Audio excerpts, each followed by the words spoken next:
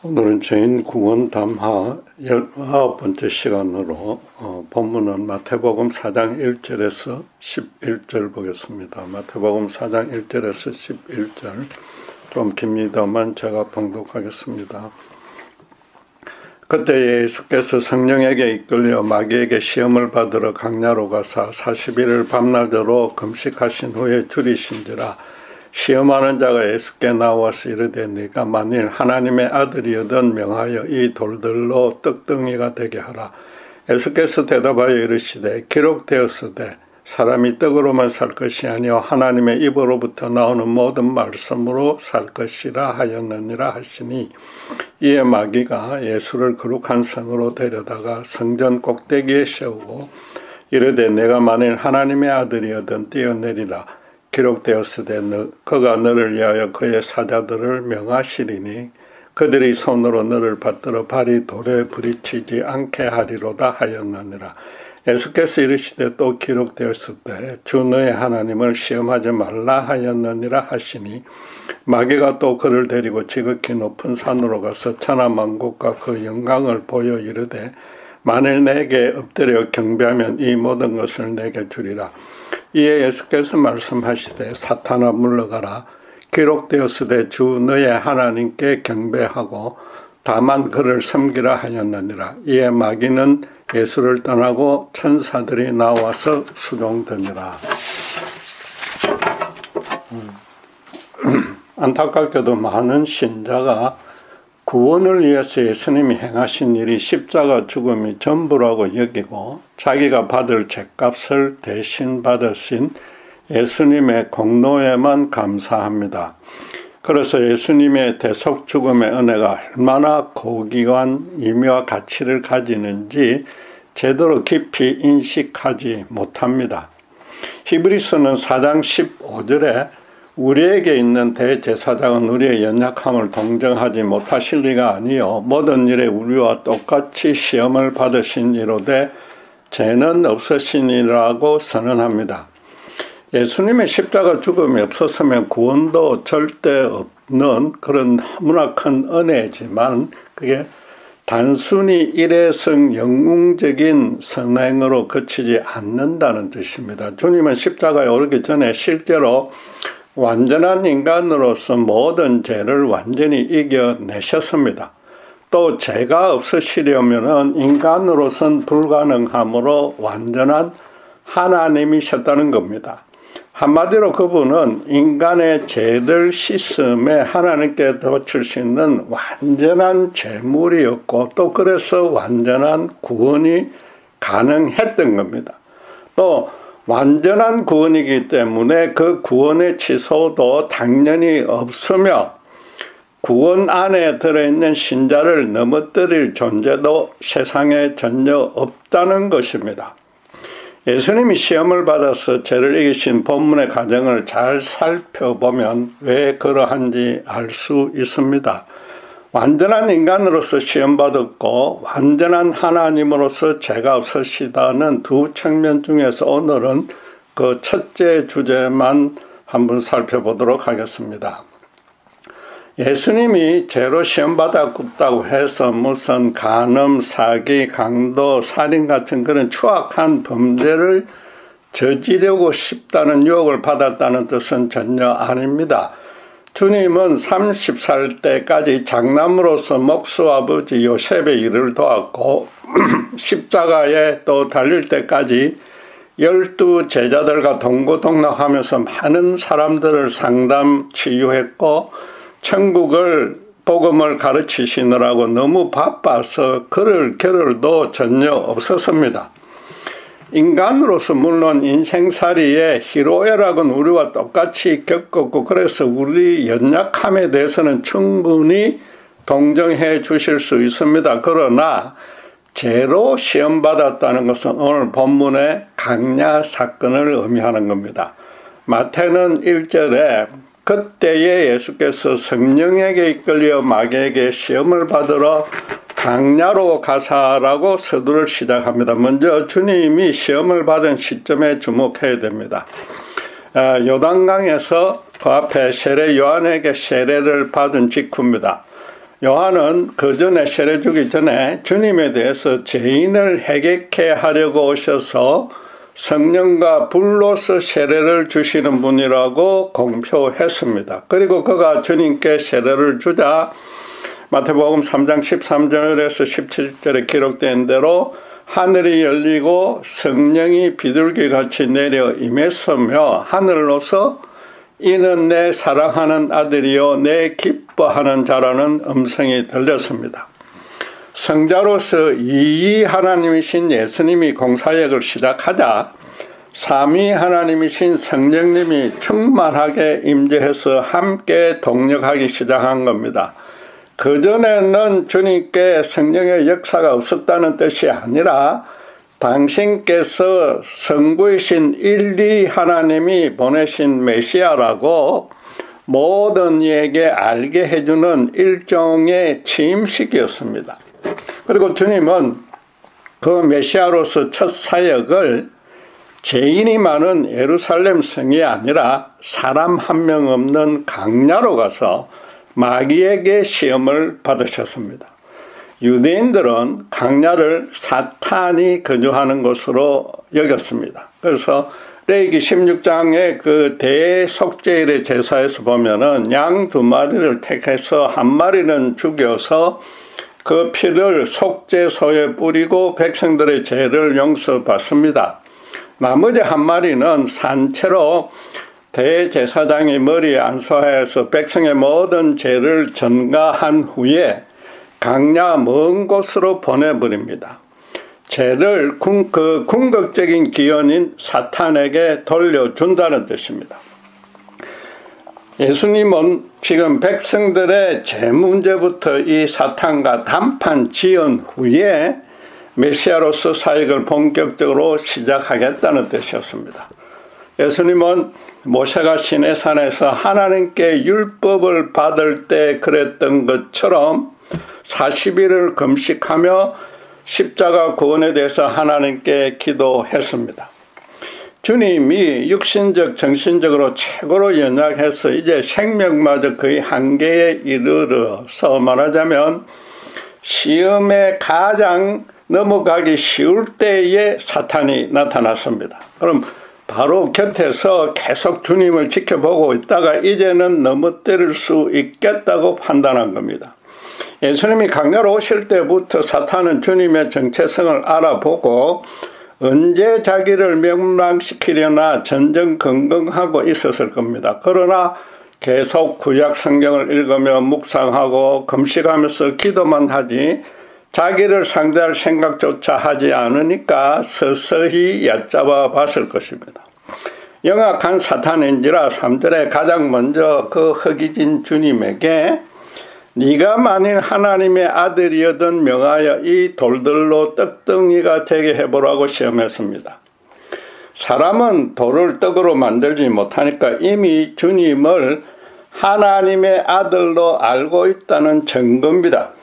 그런데도 40일이나 자기를 멸하려 하지 않으니까 정말로 그런 권능을 가졌는지 확인하고 싶었던 겁니다.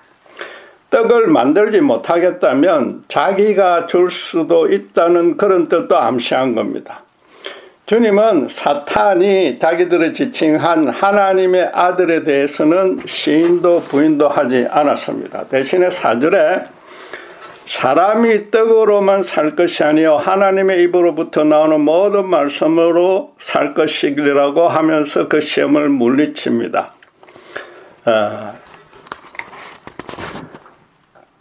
만일 내가 하나님의 아들이라고 전제를 했기 때문에 하나님을 의지하지 않고도 너 혼자 능력으로 얼마든지 그럴 수 있지 않느냐고 그런 인간적인 자존심을 건드렸습니다. 예수님은 성부 하나님과 분리시키려는 사탄의 의도를 모를 리가 없으니까 내 말을 들을 리가 없고 하나님 말씀만 따르겠다고 한 겁니다. 대신에 주님은 지금 자신을 사람이라고 칭했습니다. 완전한 인간으로서 그것도 40일이나 굶어서 완전히 쇠약해진 모습일지라도 하나님의 말씀만 따르지 절대로 사탄 네 말은 듣지 않겠다는 겁니다. 하나님과 떨어질 생각은 추호도 없다는 겁니다. 그래서 사탄 네가 만들어준 떡이라면은 굶어 죽었으면 죽었지 절대 받아 먹지 않겠다고 말한 겁니다. 떡으로만이라고 했으니까 떡도 중요하다고 주님은 인정한 겁니다. 그러나 인간이 정말로 인간답게 살려면 가장 먼저 또 중점적으로 하나님과 영적인 친밀한 교제를 하면서 그분의 뜻에 순종해야 한다는 겁니다. 하나님이 인간을 당신의 형상을 담게 영적인 존재로 만드셨기 때문이며 또 그래서 반드시 그래야만 창조 당시 하나님이 심히 좋아하셨던 그 모습을 유지할 수 있다는 겁니다. 사탄은 둘째로 거룩한 성에 데려가서 성전 꼭대기 세우고 또다시 하나님의 아들이든 뛰어내리라고 6절에 부추겼습니다. 첫째 시험에서 예수님이 하나님의 말씀으로 살 것이라고 대답했으니까 곧바로 성경 말씀을 인용해서 뛰어내려도 된다는 근거로 제시했습니다. 그 말씀은 시편 91편 11절 12절인데 그가 너를 위하여 그의 천사들을 명령하사 내 모든 길에서 너를 지키게 하심이라. 그들이 그들의 손으로 너를 붙들어 발이 돌에 부딪히지 아니하게 하리로다 하였습니다. 이는 전능하신 하나님만 온전히 신뢰하라는 뜻을 비유로 강조했고 발이 돌에 부딪히지 아니한다는 것은 하나님의 율법의 도에서 벗어나지 않는다는 뜻인데 그걸 비유로 강조한 것입니다. 그런데도 사탄은 하나님이 이미 말씀으로 허락했으니까 뛰어내려도 아무 문제 없다고 문자적 의미로만 적용해서 속이려던 겁니다. 예수님은 다시 또 신명기 6장 16절의 말씀으로 주 너의 하나님을 시험하지 말라고 했다고 그 시험을 물리칩니다. 하나님을 온전히 믿는다면 그 말씀대로 예하고 순종만 하면 되지 그 말씀이 혹시 이루어질까 또 거짓은 아닐까 의심하며 실험해서는 안 된다고 단호히 선언한 겁니다. 그럴 리는 없지만 만약 하나님이 떨어져 죽도록 버려둬도 사탄 네 도움은 절대 받지 않겠다는 뜻도 드러낸 겁니다. 두 분 다 실패한 사탄은 최후의 카드로 노골적으로 달콤한 사탕을 주님 눈앞에 흔들어 보였습니다. 지극히 높은 산으로 가서 천하만국과 그 영광을 보여주고 자기에게 엎드려 경배만 하면 모든 것을 주님에게 준다고 했습니다. 이는 단순한 허풍이 절대 아닙니다. 아담의 타락 이후에 세상은 하나님 당신의 절대적 주권과 섭리 하에서 사탄의 수중에 들어가게끔 하나님은 묵인했습니다. 특별한 여자의 후손이 와서 그 머리를 상하게 할 때까지는 모든 이가 거짓의 아비 마귀에게 미혹 조종당하고 있습니다. 반면에 하나님은 구약시대 내내 우리가 배운 대로 택하신 당신의 백성들과 여러 언약을 맺고 실현함으로써 당신의 그 구원 계획을 조금씩 더 구체화시켜 왔습니다. 이제 그 여자의 후손인 예수님이 오셨기 때문에 사탄에게 승리할 일만 남았습니다. 사탄은 주님에게 당신에게 절만하면 모든 권세를 주겠다고 합니다. 예수님들은 자기 부하가 되라는 뜻이므로 아예 대꾸할 가치조차 없습니다. 주님은 신명기 6장 16절 말씀을 인용하면서 사탄아 물러가라고 야단치고 오직 나의 하나님께만 경배하고 섬기겠다고 단칼에 거절했습니다. 지금껏 사탄인 줄 알고도 일일이 상대해 주었지만 이제부터는 아예 상종도 않겠다는 겁니다. 주님은 그 자리에서 얼마든지 사탄을 멸할 수 있었지만은 원시 복음대로 사탄이 예수님의 발꿈치를 물고 주님은 또 그 머리를 상하게 해야만 합니다. 사탄의 머리를 상하게 한다는 것은 그의 모략을 완전히 무산시켜서 그 거짓됨을 사람들로 속속들이 알게 해주는 겁니다. 지금도 사탄의 모략은 완전히 무산되었으나 사탄과 예수님 둘만 있었고 사람들이 없었고 사탄이 주님의 발꿈치를 문 일도 없습니다. 그 일은 나중에 십자가에서 달성될 것입니다. 간단히 살펴봤지만 이 세 가지 시험을 연결해 보면 구원에 관한 아주 중요한 영적 진리를 발견할 수 있습니다. 예수님이 받았던 시험이 바로 이브가 에덴 동산에서 뱀에게 유혹받았던 과정은 물론이고 그 내용과도 정확히 일치한다는 겁니다. 사탄이 이브를 어떻게 유혹했습니까? 창세기 3장 5절 6절에 따르면 너희가 그것을 먹는 날에는 너희 눈이 밝아져 하나님과 같이 되어 선악을 알 줄을 하나님이 아심이니라. 여자가 그 나무를 본 적 먹음직도 하고 보암직도 하고 지혜롭게 할 만큼 탐스럽기도 한 나무인지라. 여자가 그 열매를 따먹고 자기와 함께 있는 남편에게도 주매 그도 먹은지라 라고 기록하고 있습니다. 우선 사탄은 하나님이 너희가 당신처럼 되는 것을 싫어해서 선악과를 먹지 못하게 했다고 거짓말했습니다. 하나님에 대한 미움 내지 의심을 심어주어서 그분과 떨어지게 만들려는 뜻입니다. 선악과를 먹으면 하나님처럼 된다는 말은 하나님 명령처럼 절대로 죽지 않을 뿐만 아니라 사실은 선악과가 동산 과일 중에서 최고로 좋은 과일이란 뜻을 간접적으로 비친 겁니다. 마치 엄청난 비밀을 알려주는 것처럼 말하자면 하나님이 너희에게 새빨간 거짓말을 했다고 귀에다가 속삭인 겁니다. 이분은 당장 그 말에 솔깃해져서 평소에는 거들떠 보지도 않던 과일을 다시 천천히 뜯어보니 아주 매력적으로 다가와서 갑자기 먹어보고 싶다는 생각이 든 겁니다.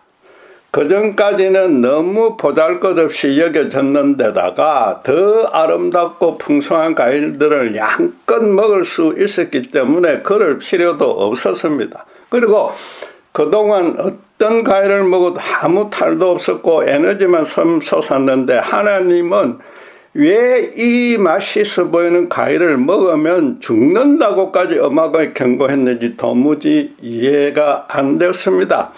그럴수록 그런 의심이 깊어갈수록 더더욱 탐스럽게만 여겨지니까 따먹었던 겁니다.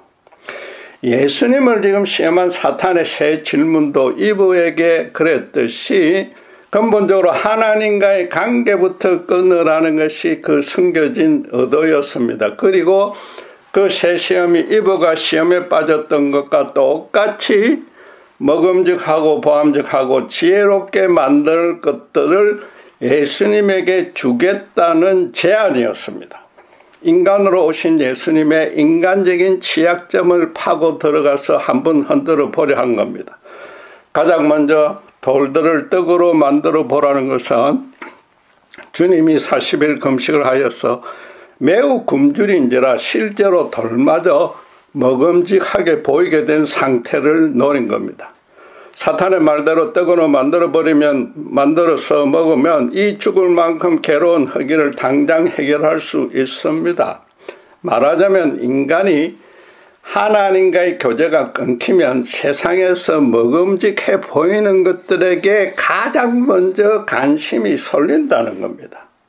그럼 또 이브가 그랬듯이 사탄이 주는 먹기를 덥석 받아 먹게 된다는 겁니다. 주님은 차라리 굶어 죽는 한이 있어도 하나님이 주시는 음식에는 먹지 않을 것이며 나아가 먹을 것 마실 것 하나 없는 이 광야에서도 하나님이 반드시 자신을 보호해 주신다고 확신한 겁니다. 둘째로 사탄은 주님에게 성전 꼭대기에서 뛰어내려 보라고 했습니다. 이브처럼 보암직한 생각을 갖도록 부추긴 겁니다. 그 높은 곳에서 뛰어내렸는데도 전혀 다치지 않는다면은 성전에 모인 모든 이에게 너무나 보암직한 모습이 될 것입니다. 주님은 아무리 모든 이의 눈에 좋아 보이는 일이라도 단순히 자기의 이름을 높이려고 사람들과 하나님에게 보여줄 수는 절대로 없었던 것입니다. 실제로 사탄은 주님이 자기에게 경배만 하면 세상을 다스리는 권세를 양도하겠다고 했습니다. 이브도 자기가 하나님처럼 세상에서 최고로 지혜로운 존재가 되고 싶었고, 그렇다면 선악과를 먹는 일은 아주 지혜롭다고 판단했습니다.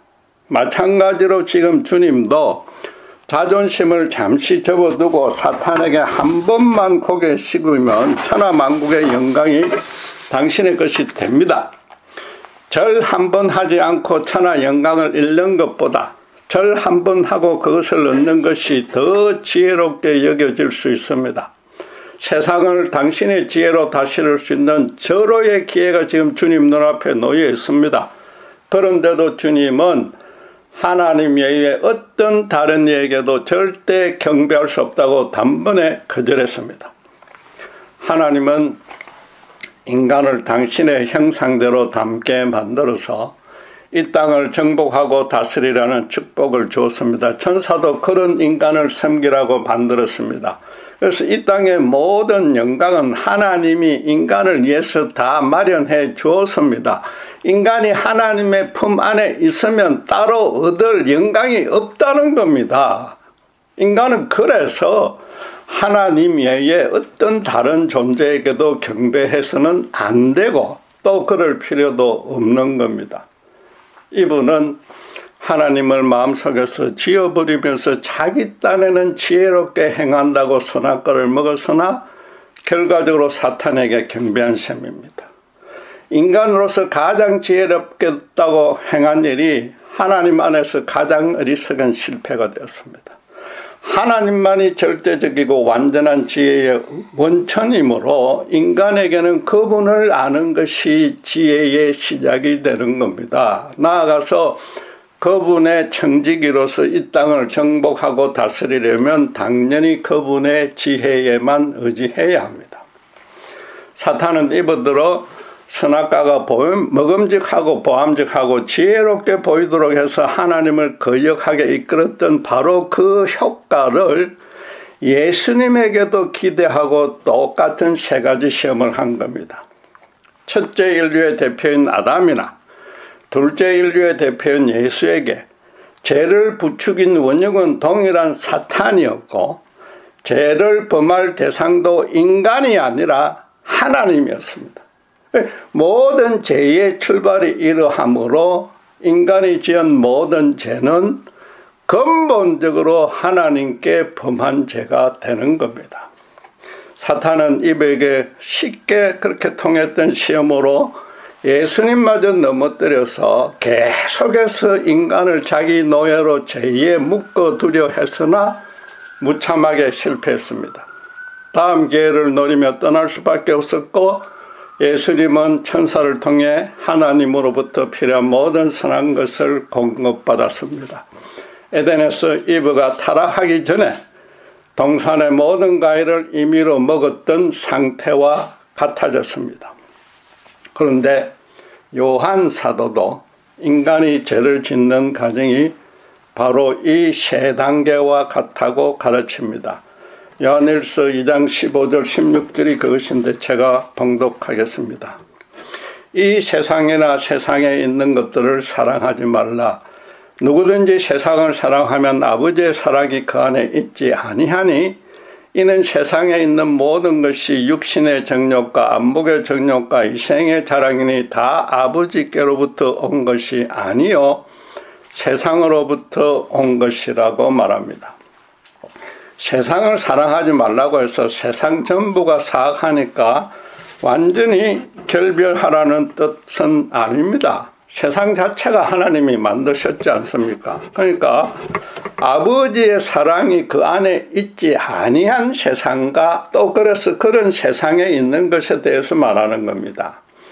이 세상과 세상에 있는 것을 다스린 존재는 하나님과 사탄뿐입니다. 그럼 하나님이 배제되면 사탄에게 속하는 세상과 세상의 것이 된다는 겁니다. 또 그렇게 되면 세상과 그 모든 것은 육신의 정욕과 안목의 정욕과 이생의 자랑을 채우려는 것이 될 수밖에 없다는 겁니다. 세상 모든 죄의 기운은 사탄이고 그 죄가 실현되는 통로와 양상이 인간의 이 세 가지 욕구라는 겁니다. 사탄의 유혹에 넘어간 이브가 하나님을 거역하자 선악과가 먹음직하고 보암직하고 지혜롭게 해줄 것처럼 보였습니다. 그 각각은 순서대로 요한이 말하는 육신의 정욕과 안목의 정욕과 이생의 자랑을 대변하는 겁니다. 실제로 하나님의 사랑을 알지 못하는 사람들은 그 세 가지 욕구를 채우려고 재물과 명예와 권력을 최대한 많이 취득하려고 살아갑니다. 또 모든 이가 그러니까 서로 시기 분쟁하다 못해 온갖 죄를 짓게 되는 겁니다. 예수님은 지금 그 세 시험을 이김으로써 인간들이 겪는 모든 죄의 시험을 다 이긴 겁니다. 하나님이니까 당연히 모든 죄를 이길 수 있었겠거니 단순하게 생각해서는 안 되는 겁니다. 여러분, 성경은 분명히 성령에 이끌려 시험을 받으러 강야로 갔다고 말합니다. 강야에 가서 금식했더니 사탄이 알아채고 나타난 것이 아닙니다.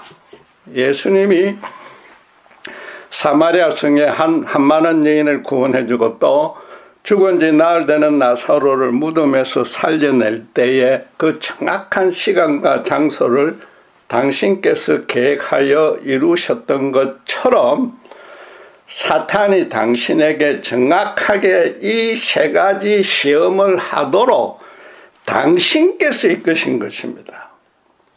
최초 인간 아담은 사탄에게 져서 후대의 모든 인간으로 사망의 왕노릇하게 하는 원죄를 물려주었습니다. 이제 둘째 아담으로 오신 예수님이 사탄과 직접 대면하여서 그 원죄를 이브가 당했던 순서대로 따르면서 완전히 이기셨습니다.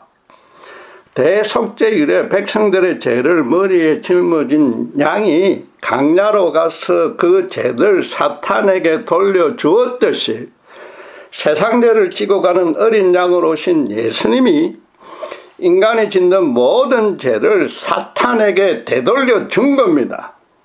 실감나게 말하면 이브가 당했던 대로 똑같이 사탄에게 복수해 준 겁니다. 그러므로서 신자에게 당신의 생명이 왕노릇하게 하신 겁니다. 예수님의 십자가 죽음에만 주목하면 자칫 주님의 흘린 피의 공로로 이롭다고 칭함을 받았다고 자꾸 말하니까 어딘가 모르게 미개한 종교 같은 그 레이기 제사 같은 느낌을 지울 수 없습니다. 거기다가 지난주에 살펴본 대표와 정가라는 종교적 용어를 구원을 논리적으로만 설명하면 또 잘 이해가 되지 않습니다. 그래서 일단 믿어보자는 식이 되어버립니다. 오늘 본문은 주님이 완전한 인간으로서 사탄에게서 오는 모든 죄를 완전히 이기셨다고 선포하는 겁니다. 사탄도 언제든 간단하게 이길 수 있는 분이 바로 그분이 우리 대신에 십자가에서 실제로 죽으신 겁니다. 이 시험을 통해서 주님은 인간이 범하는 모든 죄의 본질이 무엇인지 또 그것을 이기려면 어떻게 해야 하는지 정말로 하나님의 형상대로 지어진 인간이라면 어떻게 살아야 하는지 등등을 40일이나 금식하여서 십자가에 달리셨을 때처럼 쇠약해진 그 당신의 몸으로 실현해서 보여준 겁니다. 이 강야의 시험에서 주님은 사실상 구원의 본질을 다 보여준 셈이며 십자가는 그 본질을 천하만국 앞에 영광스럽게 완성시킨 겁니다. 결과적으로 주님은 하나님을 모르는 인간이 세상에 살면서 묶일 수밖에 없는 이 세 가지 정욕에 대해서도 완전히 승리한 겁니다. 그러므로서 모든 세대와 모든 인간이 해결하지 못하고 갈등하고 고민하는 인간 실존의 근본적인 문제에 대해서도 정답을 제시해 준 겁니다. 인간이 아무리 이 땅에서 먹음직하고 보암직하고 지혜롭게 보이는 일들을 풍성하게 행해도 여전히 허망하고 갈급해지는 이유와 그 해결책을 가르쳐 주셨다는 겁니다. 인간의 지성과 도덕성과 영성이 가장 진보된 지금 세상 사람들에게 가장 매력적으로 여겨지는 인생의 목적이 무엇입니까? 세계 곳곳에 유명 관광지로 여행 다니면서 안목의 정력을 채우고 맛집을 찾아서 유유자적하게 즐기며 육신의 정력도 만족시키려는 그 버킷리스트를 실현하는 것 아닙니까? 또 그렇게 할 수 있도록 젊어서 열심히 일해서 건검절약하며 돈을 모아서 조기 은퇴하는 것이 가장 지혜로운 이 생의 자락이 되었지 않습니까? 오해는 마셔야 되는 게 그렇게 하는 것이 나쁘거나 죄라는 뜻은 결코 아닙니다. 인생에서 귀한 일이고 짧고 한 번뿐인 인생에서 누구나 한 번쯤 해볼 만한 일입니다. 여행은 또 사람에게 인생살이의 지혜를 주고 겸손하게 만듭니다. 그러나 스트레스 받으며 현실과 부대낄 때와 비교해서 상대적으로 그것도 자기 혼자에게만 좋다가 금방 시들해집니다. 죄송하지만 그런 사람들은 떠나지 않고 가만히 있으면 엉덩이에 점이 쑤셔서 견디지 못합니다. 조금만 여유가 생기면 계속 떠나다 보니 스스로 역마살이 끼었다고 핑계까지 댑니다. 요한이 사탄에게 쏘는 죄의 본질 세 가지를 말한 다음에 바로 이어서 17절에 이렇게 결론을 내렸습니다. 이 세상도 그 정욕도 지나가되 오직 하나님의 뜻을 행하는 자는 영원히 거하느니라. 하나님의 사랑이 없고 그분을 알지 못하는 인간 사회에서 아무리 신나고 기쁘고 심지어 다른 사람으로부터 어렵다고 칭찬받는 일들도 다 지나간다고 말합니다. 찰나적인 기쁨과 만족과 의미와 가치만 줄 뿐인 겁니다. 대신에 하나님의 뜻을 행해야만 영원한 가치와 의미를 누릴 수 있다고 말합니다. 혹시라도 신자도 동일한 그런 인생 버킷리스트를 실현하려고 여행하면서 주일에 예배 보고 수시로 말씀 읽고 기도했다고 해서 하나님의 뜻을 행한 것이라고 여기면 큰 착각입니다. 신자라면 당연히 그래야 하지만 어디까지나 하나님의 뜻을 행하기 위한 준비일 뿐입니다. 하나님의 일은 아담이 타락하기 전이나 후나 영원토록 동일합니다. 하나님의 뜻대로 이 땅을 아름답고 거룩하게 다스리는 것이며 그러기 위해서는 예수님의 십자가 사랑을 받아서 주변에 나눠주는 겁니다. 그런데도 요한의 이 말씀을 문자적으로만 적용해서 실제로 세상과는 담을 쌓으려고 그러고 교회에서 종교적 행위에만 집중하고 그것만이 가치가 있다고 생각하는 신자들이 많습니다.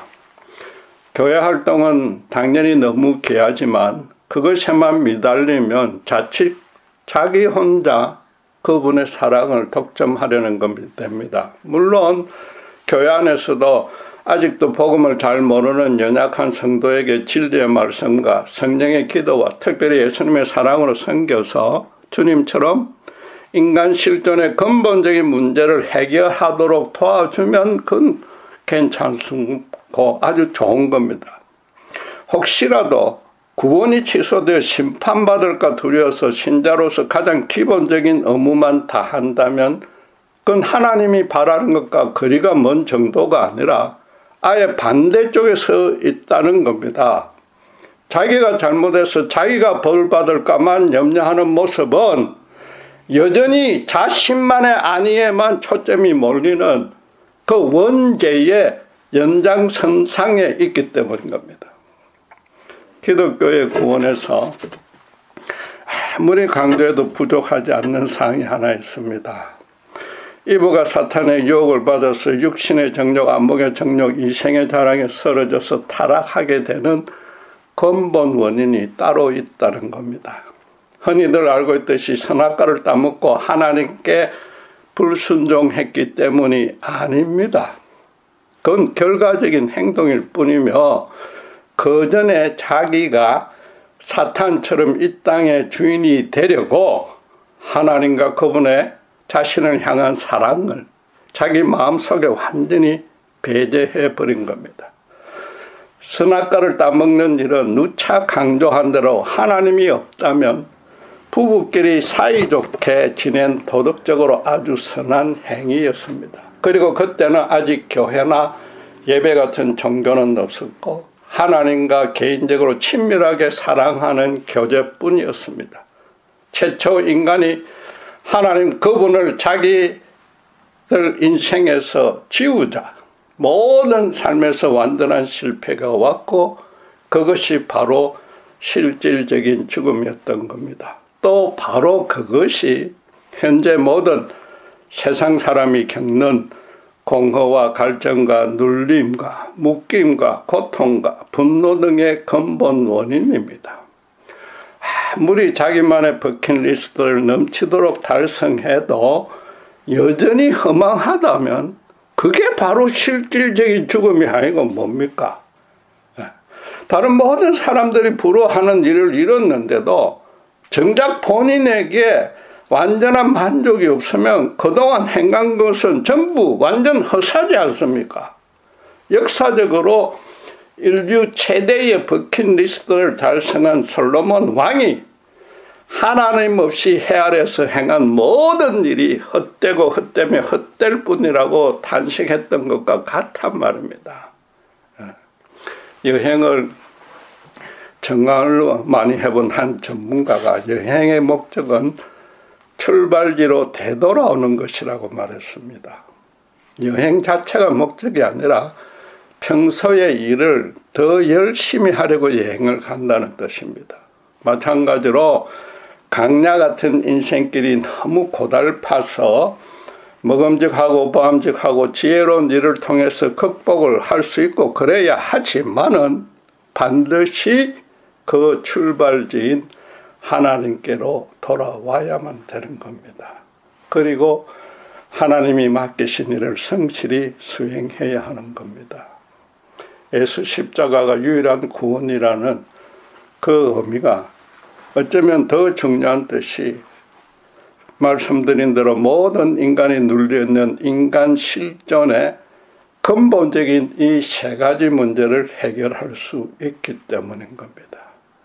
이건 인간이 고안한 종교적 교리가 아니라 실제로 독생자 하나님이 완전한 인간으로 이 땅에 오셔서 당신의 몸으로 직접 부딪히며 실현하신 겁니다. 예수님만이 모든 인간에게 참 생명을 주실 수 있고 완전하고 영원한 진리로 참 인간답게 살아갈 수 있게 해 주십니다. 그러니까 사탄의 시험을 마치고 공사역을 시작하는 첫마디가 천국이 가까이 왔으니 회개하라고, 즉 하나님의 사랑의 품으로 돌아와 그분과 참 사랑의 관계로 교제하라고 선언한 겁니다. 여러분, 이미 십자가 복음 안에 들어와 신자된 특권이 얼마나 엄청난지 아셔야 됩니다. 더 이상 영원한 정죄는 없으며 세상 어떤 것으로도 그리스도 안에 있는 하나님의 사랑에서 신자를 끊어낼 수 없습니다. 예수님이 지금 이 강야에서 사탄에게 앞으로 당신께서 십자가로 구원해 줄 당신의 자녀들에게는 더 이상 이와 같은 시험이 먹히지 않게끔 당신처럼 성령님이 이끌어 주실 것이라고 엄중하게 경고를 준 것이란 말입니다. 당신의 독생자까지 주신 하나님은 성령이 함께하는 신자에게 천사가 그 독생자를 수종하듯이 당신의 모든 좋은 것으로 아끼지 않고 베풀어 주십니다. 그럼 신자가 된 후에 인생에서 행할 일도 이미 완전히 정해졌습니다. 하나님을 진정으로 사랑한다면 그와 똑같이 이웃도 진정으로 사랑하는 것뿐입니다. 그것이 모든 사람의 인생에 그 모든 허기와 갈증을 해소하고 지혜롭게 살아갈 수 있는 절대적이고 유일한 길입니다. 기도하겠습니다. 하나님 아버지, 오늘 감사합니다. 광야에서 예수님이 시험받은 것이 단순히 하나님의 능력만을 드러낸 것이 아니라 이브가 타락했던 그 모든 가정과 내용을 완전히 새롭게 완전하게 회복하신 가정임을 배웁니다. 또 그리하여 성령에 이끌려서 그 모든 것을 이겼듯이 예수님의 십자가 은혜 안에 드는 우리에게도 성령을 내주게 하셔서 얼마든지 그 세 가지 시험, 이 세상에서 오는 모든 사탄의 것들을 이겨낼 수 있게 하시기 위함을 깨닫습니다. 너무나 놀랍고도 이 크신 은혜에 다시 한번 감사드리며 정말로 사탄에게 아직도 미혹되어서 거짓된 인생인 줄 모르고 지혜롭게 살고 있다고 착각하는 불쌍한 영혼들을 향해서 예수님의 참된 사랑과 인생의 유일하고 절대적인 해결의 길을 소개하고 주님께로 되돌아올 수 있는 일을 도와주는 우리가 될 수 있도록 우리를 마음껏 들어 사용하여 주시옵소서. 우리 자신들부터도 매일매일 이 세 가지 시험을 이겨내게 하시고 또 당당히 이겨내는 본을 세상 앞에 보임으로써 그들로 하여금 인생의 정말 온전한 정답을 함께 나눠 가질 수 있도록 주님 축복해 주시옵소서. 감사합니다. 우리 주 예수 그리스도 이름으로 기도드렸습니다.